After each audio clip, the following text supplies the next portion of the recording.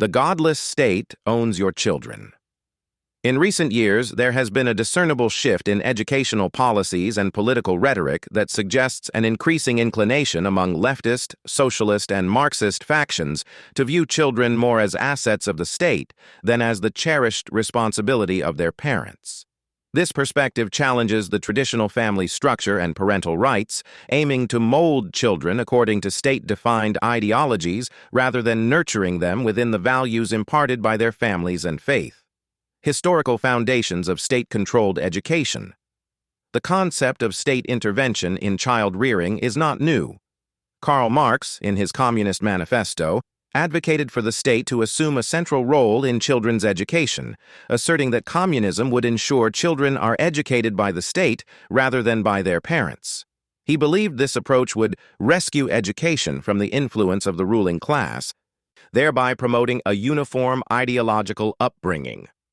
Echoing Marx's sentiments, early 20th century Marxist theorist Alexandra Kollontai envisioned a societal transformation in which traditional family structures would dissolve and the state would assume the primary role in child-rearing.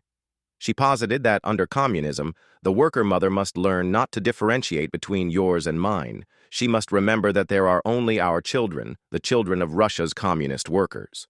This ideology underscores a deliberate move to collectivize child-rearing, diminishing the unique bond between parents and their offspring. Modern manifestations in educational policies. This historical ideology manifests in contemporary educational policies that increasingly encroach upon parental rights. For instance, the Florida Parental Rights in Education Act, often mischaracterized by critics, was introduced to reaffirm that parents are responsible for the care, custody, and direction of their child's education.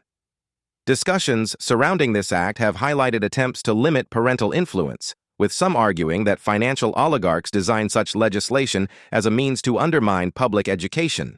Furthermore, in Illinois, a proposed bill known as the Homeschool Act, HB 2827, mandates that homeschooling parents register with their local public school district. Non-compliance could result in children being labeled as truant, with applicable penalties being imposed. Critics argue that this bill represents a direct assault on family autonomy and parental rights in directing their children's education. Political rhetoric. Undermining parental authority. Political figures have also contributed to this narrative. President Joe Biden, for example, has made statements suggesting that children are the responsibility of the community or state. Such rhetoric implies a diminished role for parents in the upbringing of their children, aligning with socialist ideals that prioritize collective over individual family rights. Legislative responses to protect parental rights. In response to these encroachments, Republican lawmakers have introduced measures to safeguard parental rights.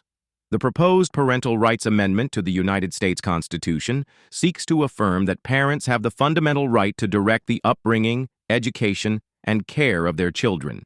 This amendment aims to prevent the federal government from infringing upon these rights without demonstrating a compelling interest, thereby reinforcing the primacy of parental authority in child rearing. Conclusion. The increasing tendency among leftist, socialist, and Marxist groups to view children as wards of the state represents a profound shift away from traditional family values and parental rights.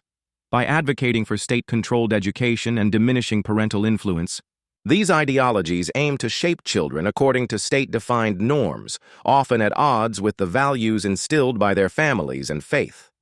Parents and policymakers must remain vigilant and proactive in preserving the sanctity of the family unit, ensuring that children are raised with their parents' values and beliefs, not the dictates of the state.